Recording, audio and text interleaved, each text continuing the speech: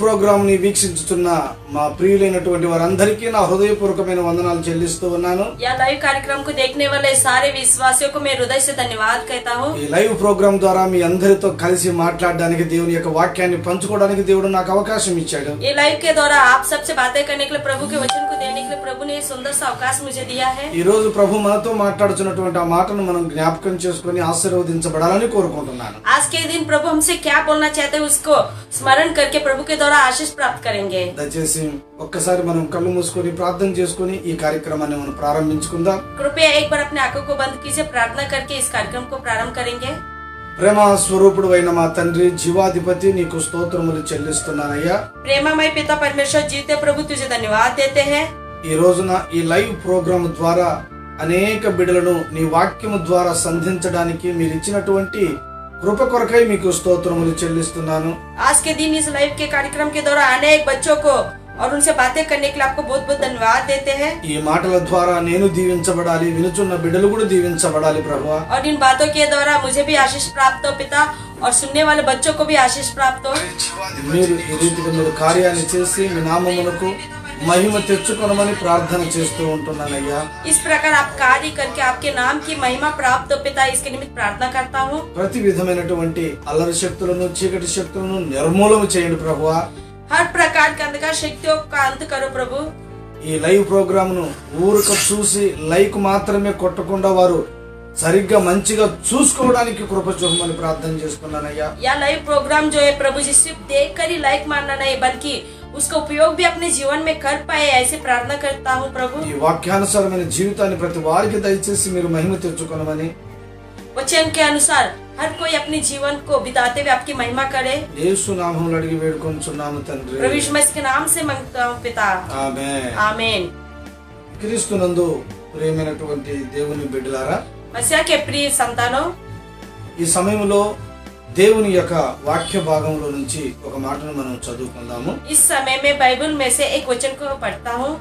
ద్వితీయోపదేశ కాండంలో 7వ అధ్యాయము 14వ వాక్యంలో ఒక చక్కని మాట ప్రభు చెబుతూ ఉన్నాడు। व्यवस्था विवरण की पुस्तक 7वां अध्याय 14वें पद में प्रभु एक सुंदर सा बात बता रहा है। అక్కడ ఏమని రాయబడి ఉందంటే, वहाँ पर क्या लिखा गया है? సమస్త జనముల కంటే ఎక్కువగా నీవు ఆశీర్వదించబడుదువు అనే మాట రాయబడి ఉన్నది। समस्त देशों में से अधिक आप धन्य होगे और आशीष प्राप्त करोगे करके लिखा गया है।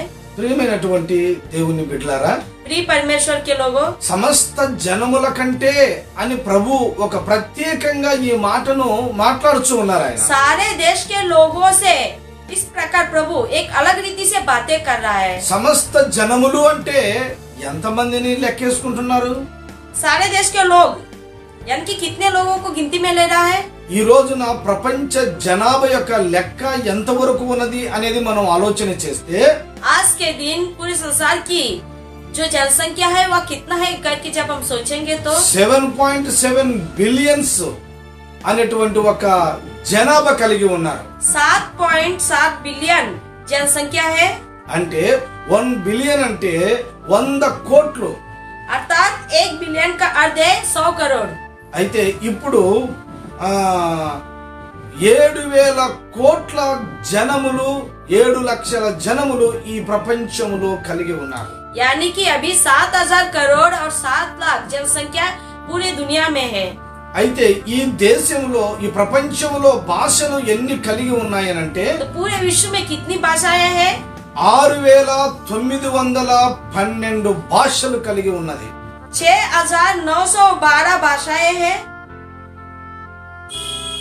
6,800 జాతులు కలిగి ఉన్నారు। और 6,800 जातियां। అంటే ఇన్ని భాషలు కలిగినటువంటి ప్రపంచంలో अर्थात इतनी सारी भाषाएं हैं जो इस विश्व में है। 6,800 కలిగి ఉన్నటువంటి జాతులలో 6,800 जातियों में से దేవుడు తన పేరు పెట్టబడిన తన జనులను ఆశీర్వదించాలని కోరుకుంటున్నవాడు। प्रभु अपने नाम से बुलाए गए लोगों को आशीष देने की इच्छा रख रहा है। ఈ రోజున నువ్వు శాపంలో దరిద్రతలో ఉండాలని దేవుడు కోరుకోవటం లేదు। आज के दिन आप श्राप में और दरिद्रता में रहने की स्थिति से दूर करना चाहता है। దేవుడు ఇలా రాశాడేమో నా కర్మ అని నువ్వు అనుకుంటున్నావేమో, प्रभु शायद ऐसा लिखा होगा, ये मेरी किस्मत है करके सोच रहा होगा। ఇది నా కర్మ అని నువ్వు నిరాశ పడిపోతున్నావేమో। ये मेरी किस्मत है करके आप शायद निराशा में हो। దేవుడు ఒక చక్కని విషయాన్ని వాగ్దానం చేసి మాట్లాడుచున్నాడు। प्रभु एक सुंदर सा बात प्रतिज्ञा के रूप में बोलकर कह रहा है, సమస్త జనముల కంటే కూడా నేను నిన్ను ఆశీర్వదిస్తాను। सब देशों के लोगों में से मैं तुम्हें आशीष दूंगा। ఈ రోజున నీవు ఆశీర్వాదకరంగా ఉండాలని దేవుని సేవకుడుగా నేను చెబుతూ ఉన్నాను। आज के दिन आप आशीष के रूप में रहकर धन्यवान बनो, इसलिए मैं एक दास के रूप में आपसे कह रहा हूँ। ఆశీర్వాదానికి నోచుకోలేనటువంటి పరిస్థితిలో నీవు ఉన్నావేమో, आशीष से दूर रहने की स्थिति में शायद आप हो। అయితే ఈ రోజున దేవుని ఆశీర్వాదం పొందుకోవాలని దేవుని సేవకుడుగా నేను కోరుకుంటున్నాను। దేవుడు మిమ్మల్ని ఆశీర్వదిస్తాడని కోరుకుంటున్నాను। तो आज के दिन प्रभु का आशीष आपको प्राप्त हो और दैवदास के रूप में मैं यह इच्छा कर रहा हूँ और प्रभु निश्चित रूप से आपको आशीष देगा। ఈ రోజున మన జీవితంలో అందరికంటే ఎక్కువగా ఆశీర్వదించబడాలనే దేవుడు కోరుకుంటున్నాడు। आज के दिन हमारे जीवन में सब लोगों से अधिक आशीष पाए, यही प्रभु चाहता है। ఆదికాండంలో ఏమని రాయబడి ఉందో తెలుసా? उत्पत्ति में क्या लिखा गया जानते हो? దేవుడు మనుషుని చేసినప్పుడు వారిని ఆశీర్వదించెను అని రాశాడు అంతే। प्रभु जब मनुष्यों को बनाया तो उन्हें आशीष किया करके लिखा गया है। ఆశీర్వదిస్తాడు కాదండి, सिर्फ आशीष ही देना नहीं, ఆల్రెడీ ఆయన ఆశీర్వదించాడు। बल्कि उन्हें आशीष भी किया। అయితే మరి ఆశీర్వదించబడినప్పుడు ఈ శాపం ఎందుకుంది, ఈ దరిద్రత ఎందుకుంది అనే కదా నీ అనుమానం। तो जब आशीर्वाद प्राप्त किए तो यह श्राप क्यों है और यह दरिद्रता क्यों है, शायद आप यह सोच रहे होंगे। అయితే దేవుని యొక్క వాక్యము ఏదైతే మనం వింటున్నామో అది సత్యమై ఉన్నది। लेकिन प्रभु का वचन जो हम लोग सुन रहे हैं वह सत्य है। నా ప్రియమైనటువంటి దేవుని బిడ్డలారా, मेरे प्रिय परमेश्वर के लोगों, నీ చుట్టూ ఎంతమంది ఉన్నా, నీ బంధువులు ఎంతమంది ఉన్నా, నీకు తెలిసిన వారు ఎంతమంది ఉన్నా గానీ आपके चारों ओर चाहे कितने लोग भी क्यों ना हो, कितने रिश्तेदार हो या जान पहचान वाले क्यों ना हो, దేవుడు కోరుకుంటున్నది ఒకటే, परमेश्वर सिर्फ एक ही चाहता है, నిన్ను అందరికంటే కూడా ఎక్కువగా ఆశీర్వదించాలని। आपको सबसे ज्यादा आशीष दे। హల్లెలూయా। हालेलुया। ప్రియమైనటువంటి దేవుని బిడ్డలారా, प्रिय परमेश्वर के लोगों, మొట్టమొదటిగా ఒక వ్యక్తిని గురించి దేవుని యొక్క వాక్యంలో మీకు పరిచయం చేస్తాను। सबसे पहले एक व्यक्ति के विषय में प्रभु के वचन के द्वारा आपको परिचित करता हूँ। ద్వితీయోపదేశ కాండంలో व्यवस्था विवरण 33వ అధ్యాయము व्यवस्था विवरण की पुस्तक 33वां अध्याय 24-25 వాక్యంలో రాయబడినటువంటి మాట ఏంటంటే 24 और 25 पद में क्या लिखा गया है? ఆసేరు అనబడుచున్నటువంటి ఒక వ్యక్తిని గురించి దైవజనుడైన మోసే ప్రవచించుచు వచ్చాడు। आशेर नामक एक व्यक्ति के विषय में दैवदास मूसा भविष्यवाणी करता आया है। ఏమని ప్రవచించుచు వచ్చాడో తెలుసా? वह क्या भविष्यवाणी करता हुआ आया है? ఆసేరు తన సహోదరుల అందరికంటే ఎక్కువగా ఆశీర్వదించబడినవాడు। आशेर अपने सारे भाइयों में से अधिक आशीष पाया हुआ है। ఆసేరు తన సహోదరులలో ఎందుకు ఆశీర్వాదాన్ని ఎక్కువగా పొందుకున్నాడు? आशेर अपने भाइयों से ज्यादा आशीष क्यों प्राप्त किया? ఆసేరు యాకోబుకి 8వ కుమారుడై ఉన్నాడు। आशेर याकूब का 8वां पुत्र है। అయితే ఈ ఆసేరు తన అన్నదమ్ముల అందరికంటే కూడా ఎక్కువగా ఆశీర్వదించబడినట్లుగా మనం గమనిస్తున్నాం వాక్యాన్ని। लेकिन ये आशेर जो है अपने भाइयों में से सबसे ज्यादा आशीष प्राप्त के व्यक्ति के रूप में रहा है करके हम लोग बाइबल में देखते हैं। ప్రియమైనటువంటి దేవుని బిడ్డలారా, प्रिय परमेश्वर के संतानों, ఈ ఆసేరు ఆశీర్వదించబడడానికి గల కారణం ఏమిటి? आशेर आशीष प्राप्त करने का कारण क्या है? 25వ వాక్యంలో ఏమని రాయబడి ఉందో తెలుసా? 25वें पद में क्या लिखा गया जानते हो? ప్రియమైన దేవుని బిడ్డలారా, प्रिय परमेश्वर के लोगों, అతని కమ్ములు పాదములు, అతని కమ్ములు అంటే పాదములు అని రాయబడి ఉంది। उसके जूते अर्थात पाव करके लिखा गया है। అతని పాదములు ఇనపవియును ఇత్తడివియునై ఉన్నాయి। उसके जूते लोहे और पीतल के होंगे। అంటే అతని పాదాలు వినపవి ఇత్తడివి। అందుకని దేవుడు అతనిని సహోదరుల అందరికంటే కూడా ఎక్కువగా ఆశీర్వదించుతూ వచ్చాడు। अर्थात उसके जूते जो है लोहे और पीतल के हैं, इस कारण प्रभु अपने भाइयों में से सबसे ज्यादा उसे आशीष दिया। నా ప్రియమైనటువంటి దేవుని బిడ్డలారా, मेरे प्रिय परमेश्वर के लोगों, ఈ అతని కమ్ములు అనేది మనం తెలుసుకుంటే అతని పాదాలు అనేది అర్థం వస్తూ ఉన్నది। उसके जूते मतलब उसके पाव है। ఇప్పుడు అతని పాదములు ఇనపవి ఇత్తడివియునై ఉన్నాయి। उसके जूते जो है लोहे और पीतल के हैं। అంటే ఎఫెసీ పత్రిక 6వ అధ్యాయము 15వ వాక్యములో ఒక చక్కని మాట రాయబడి ఉన్నది, అది మనకు కనబడుతుంది. इफिसी की पत्री 6वां अध्याय 15वें पद में एक सुंदर सा वचन लिखा गया है जो कि दिखाई दे रहा है। సమాధాన సువార్త వలనైన मेल के सुसमाचार की సిద్ధ మనసు అను జోడు తొడుగుకొని तैयार नामक जूते को पहनकर నిలవబడుడి అనేటువంటి మాట మనకు కనబడుచు ఉన్నది. खड़े रहना करके लिखा गया है। అంటే ఈ వాక్య భాగంలో మనం తెలుసుకుంటున్నటువంటి మాట ఏంటంటే, अर्थात इस वचन के बारे में और इस पद से हम लोग क्या सीखते हैं। ఆసేరు ఎలాంటి వాడనంటే आशेर कैसा व्यक्ति है? సమాధానాన్ని కోరుకున్నటువంటి వాడు. मेल की चाह रखने वाला। అతని కమ్ములు లేకపోతే అతని పాదములు ఇనపవిను ఇత్తడివినై ఉన్నాయి కనుక उसके जूते लोहे और पीतल के होने के कारण అతని పాదములు అనగా అతడు సమాధానము అనబడుచున్నటువంటి జోడు తొడుగుకొని ఉన్నాడు. वह मेल के जूते पहना हुआ है। హల్లెలూయా. हालेलुया। ప్రియమైనటువంటి దేవుని బిడ్డలారా, प्रिय परमेश्वर के संतानों, ఇప్పుడు అతని పాదాలు ఇనపవి అంటే అర్థం ఏమిటి? अब उसके जूते लोहे का है, इसका अर्थ क्या है? ఇనుము దేనికి సాదృశ్యంగా కనబడుచున్నది అంటే लोहा जो है किसका प्रतिरूप है?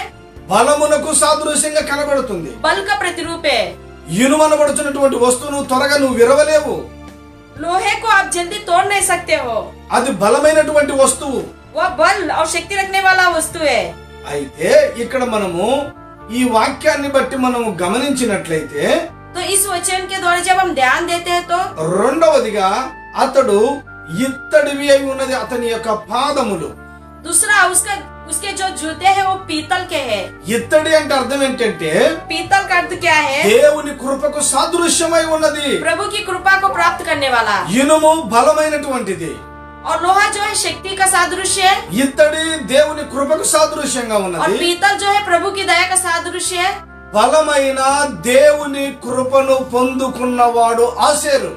शक्ति पूर्वक रहने वाले प्रभु को दया को प्राप्त करने वाला आशेर। అందుకనే దేవుడు తన సహోదరుల అందరికంటే ఆషేరును ఆశీర్వదించుచు వచ్చాడు. इसलिए प्रभु अपने सारे भाइयों में से आशेर को अधिक आशीष दिया। నా ప్రియమైనటువంటి దేవుని బిడ్డలారా, मेरे प्रिय परमेश्वर के लोगों, ఈ రోజు నువ్వు బలమై ఉన్న దేవుని నువ్వు కలిగి ఉన్నప్పుడు आज के दिन अगर आप शक्ति का प्रतिरूप जो परमेश्वर है अगर उन्हें आप प्राप्त करके रहोगे तो బలమై ఉన్నటువంటి దేవుని కృపను నువ్వు పొందుకొని ఉన్నప్పుడు शक्तिमान परमेश्वर की दया को अगर आप प्राप्त करोगे तो నీ సహోదరుల అందరికంటే కూడా ఆషేరు వలె ఆశీర్వదించబడతావు. आपके भाइयों में से आप भी आशेर की तरह अधिक आशीष प्राप्त నీ करोगे। చుట్టూ ఉన్న వారందరికంటే కూడా నువ్వు ఎక్కువగా ఆశీర్వదించబడతావు. आपके चारों रहने वाले लोगों से भी अधिक आशीष प्राप्त నీకు करोगे। ఎవరైతే పరిచయం ఉన్నారో వాళ్ళందరికంటే కూడా దేవుడు నిన్ను ఎక్కువగా అభివృద్ధి చేస్తాడు. जो कोई आपके पहचान वाले हैं उनसे भी ज्यादा आशीष प्राप्त करोगे। దేవుని యొక్క ఉద్దేశము దేవుని యొక్క ఆలోచన నీ పట్ల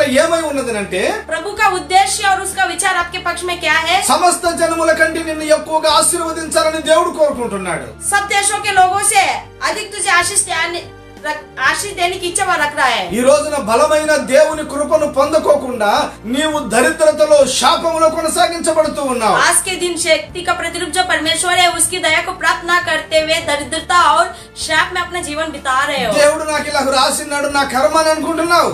प्रभु मुझे मेरे लिए इस प्रकार लिखा गया है, ये मेरी किस्मत है करके आप सोच रहे होगे। ఇది దేవుని చిత్తములే, నువ్వు అదే దరిద్రత రేఖలోనే ఉన్నావు. ये प्रभु की इच्छा करके उसी दरिद्रता में जी रहे हो, కానీ దేవుని యొక్క ఉద్దేశం అది కానే కాదు. लेकिन प्रभु की इच्छा ये नहीं है। ఏమిటంటే నిన్ను ఆశీర్వదించాలని దేవుడు కోరుకుంటున్నటువంటి వాడు. वह सिर्फ आपको आशीष देने की इच्छा रख रहा है। హల్లెలూయా. हालेलुया। ప్రియమైనటువంటి దేవుని బిడ్డలారా, प्रिय परमेश्वर के लोगों, మొట్టమొదటిగా మనం చదువుకొనబడినటువంటి వాక్య భాగంలో सबसे पहले हम जो वचन पढ़े हैं उसके बारे में నంబర్ 1 పాయింట్ ఏం తెలుసుకుని ఉన్నామనంటే सबसे पहला पॉइंट क्या है? ఆషేరు తన సహోదరుల అందరికంటే ఎక్కువగా ఆశీర్వదించబడిన వాడుగా మనం చూస్తూ వచ్చాం. आशेर अपने सारे भाइयों में से अधिक आशीष प्राप्त किए हुए व्यक्ति के रूप में देख रहे हैं। దేవుని కృపను నువ్వు పొందుకొని ఉన్నప్పుడు ఆశీర్వాదాన్ని పొందుకుంటావు. प्रभु के अनुग्रह अगर आपके ऊपर रहा तो आप प्रभु के आशीष को प्राप्त करोगे। సౌలు దేవుని కృపను పోగొట్టుకున్నాడు దేవుని మాట వినుకోకుండా.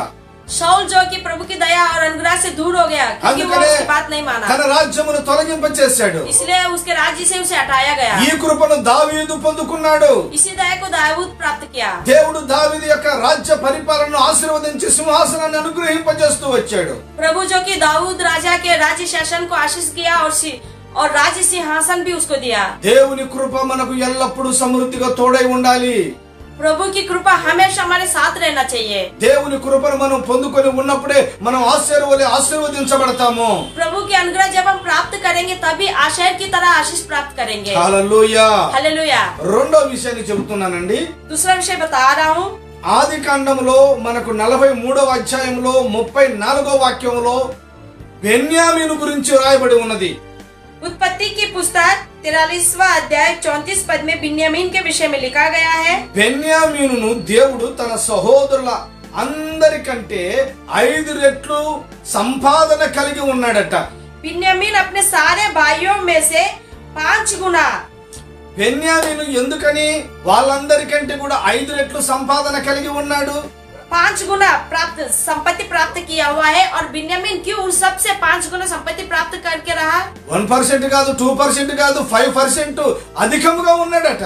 1%, 2% नहीं बल्कि 100% वो अधिक है। ఎందుకని అతడు అంతగా ఆశీర్వదించబడ్డాడు, అభివృద్ధి చెందాడు అనేది మనం తెలుసుకోవాలి. वो क्यों उतना आशीष पाया? ఆది కాండంలో 44వ అధ్యాయంలో 2వ వాక్యంలో రాయబడిన మాట ఏంటంటే, उत्पत्ति की पुस्तक 44वां अध्याय दूसरे पद में क्या लिखा गया है? ప్రియ దేవుని బిడ్డలారా, प्रिय परमेश्वर के संतानों, యోసేపు తన అన్నలకు ధాన్యం ఇచ్చి పంపిస్తూ ఉన్నప్పుడు यूसुफ जब अपने भाइयों को भोजन वस्तुएं देकर भेज रहा था, అందరికి ధాన్యము సంచులలో వేసి కట్టి పంపించాడు. सारे भाइयों को तो भोजन वस्तु बोरे में डालकर बांध कर भेजा। అయితే బెన్యామీను యొక్క సంచిలో వెండి గిన్నెను పెట్టి పంపించాడట. लेकिन बिन्यामीन के बोरे में वह चांदी का कटोरा रखकर भेजा। బెన్యామీను యొక్క ఆ గోనె సంచిని తీసినప్పుడు ఏం కనబడుతూ వచ్చిందంటే వెండి గిన్నె కనబడుతూ వచ్చింది. जब बिन्यामीन के बोरे को खोलकर देखा गया तो उसमें चांदी का कटोरा मिला। వెండి దేనికి సాదృశ్యంగా కనబడుతున్నదండి? चांदी किसका सादृश्य है? విమోచనమునకు సాదృశ్యంగా కనబడుచు ఉంటూ ఉన్నది.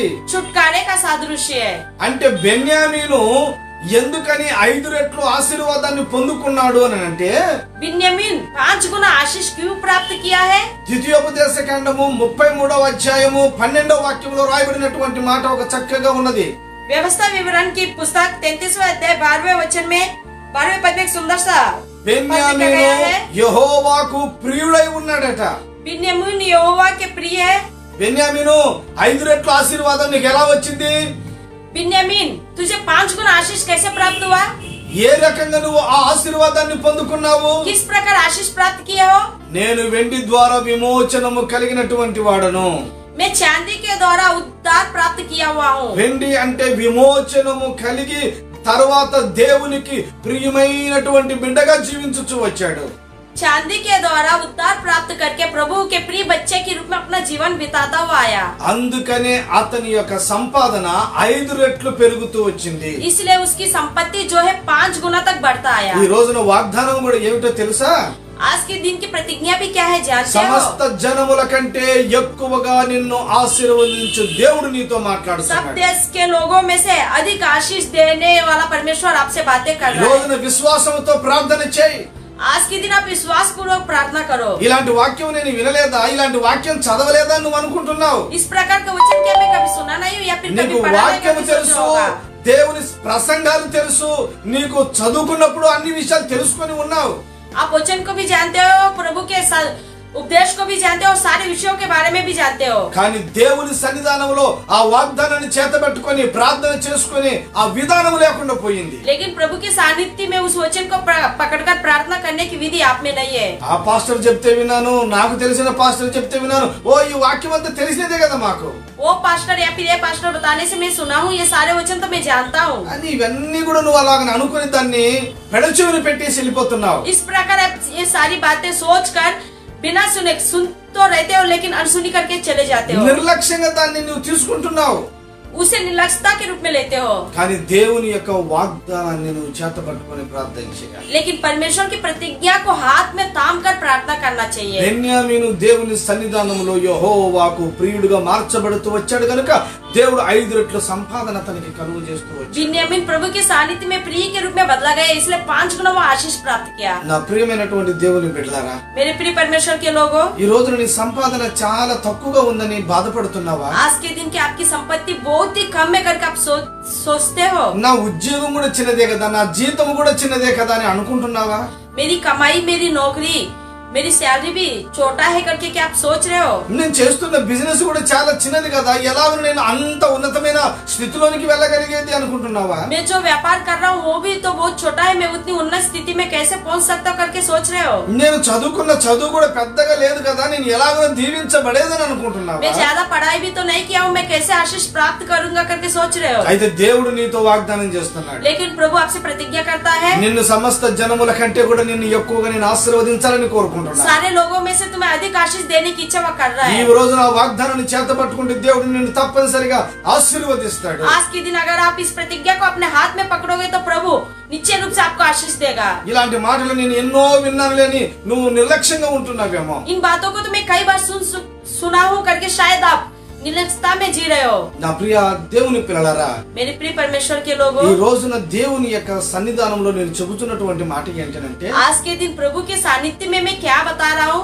నీవు ఆశీర్వాదాన్ని పొందుకోవాలి. आपको आशीष प्राप्त करना है। శాపము దరిద్రత నీకు అవసరం లేదు. दरिद्रता और श्राप से आपको दूर होना है। దేవుడు మనల్ని ధనవంతుడుగా చేయడానికి ఆయన దరిద్రుడిగా దిగి వచ్చినవాడు. प्रभु हमें धनवान के रूप में बदलने के लिए वह दरिद्रता के रूप में इस दुनिया में आया। కల్వరి శిలువలో రక్తాన్ని చిందించి మన కొరకు ప్రాణం పెట్టినటువంటి దేవుడు, उस क्रूज पर अपना लहू बहाकर हमारे निमित्त अपने प्राण को त्यागने वाला, ఆయన సమాధి చేయబడితే 3వ దినమున మృత్యుంజయుడుగా తిరిగి లేచిన దేవుడు, समाधि होकर तीसरे दिन जी उठने वाला, ఆయన ఎందుకు లేచాడు, ఎందుకు పునరుద్ధరణ అంటే నిన్ను ఆశీర్వదించడానికి. वह क्यों जी उठा और क्यों पुनरुत्थित हुआ, वह सिर्फ आपको आशीष देने के लिए। దేవుని యొక్క ఉద్దేశము, దేవుని యొక్క ఆలోచనే అది నీవు ఆశీర్వాదకరంగా ఉండాలి అని. प्रभु का उद्देश्य और उनका विचार है कि आप आशीष पाओ।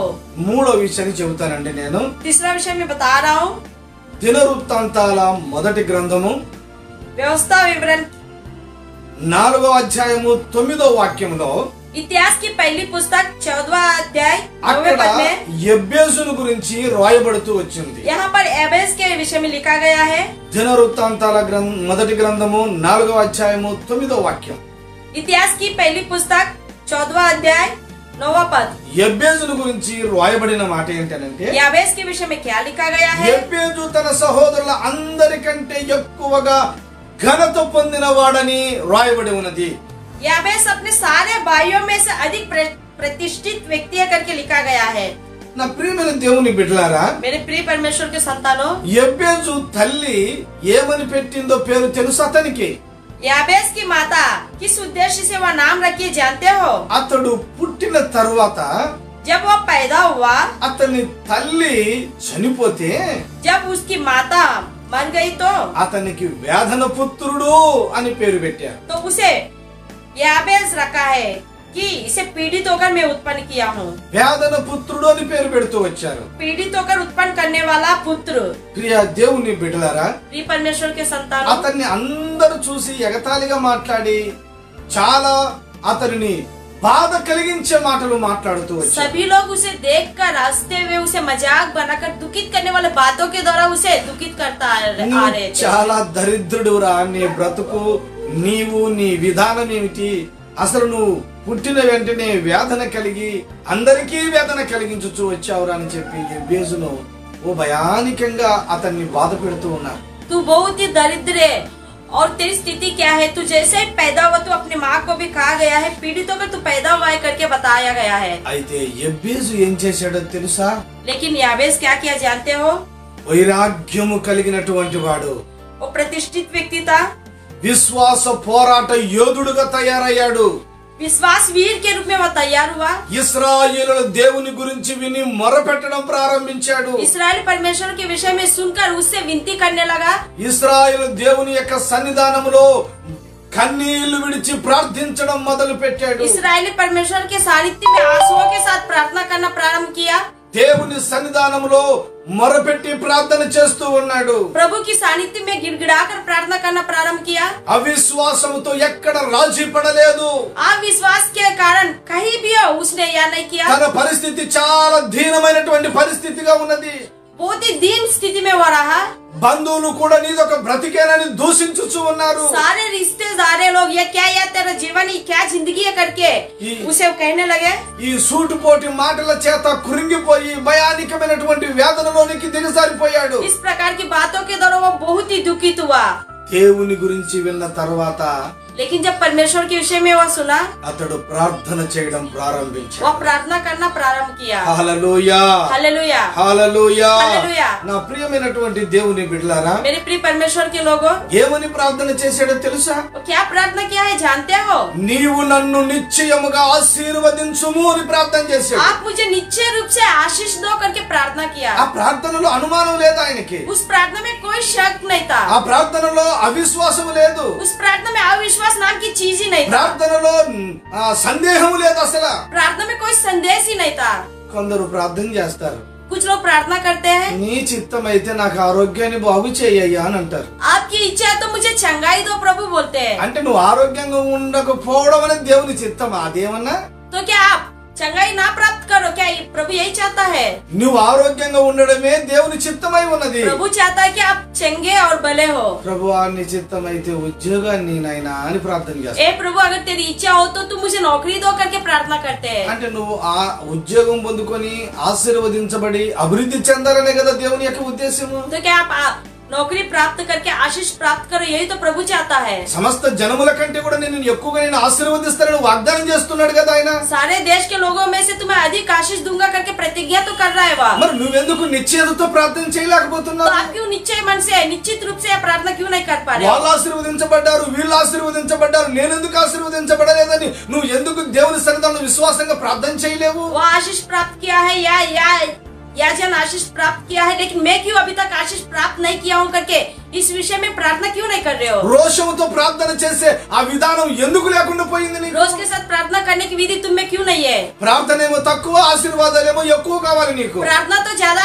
नहीं करते हो लेकिन आशीष ज्यादा चाहिए. పరిశుద్ధతలేమో తక్కువ కలిగి ఉన్నావు, దేవుని సన్నిధానంలో విస్తరించబడాలని కోరుకుంటున్నావు. पवित्रता में कम और प्रभु की सानिध्य में विस्तार रूप से बनना चाहते हो. యెబ్బేజు తన సహోదరుల అందరికంటే కూడా ఘనత పొందినటువంటి వాడుగా మనము చూస్తూ ये ఉన్నాం. वे अपने सारे भाइयों में से अधिक गण प्राप्त करने वाले व्यक्ति के रूप में देखते हैं. నా ప్రియమైనటువంటి దేవుని బిడ్డలారా, मेरे प्रिय परमेश्वर के लोगों, నీ చిత్తమైతే నాకు ఇల్లు అయ్యా అని ప్రార్థన చేస్తావు. आपकी इच्छा हो तो मुझे घर दो करके प्रार्थना करते हो. దేవుని చిత్తం ఏమిటండి?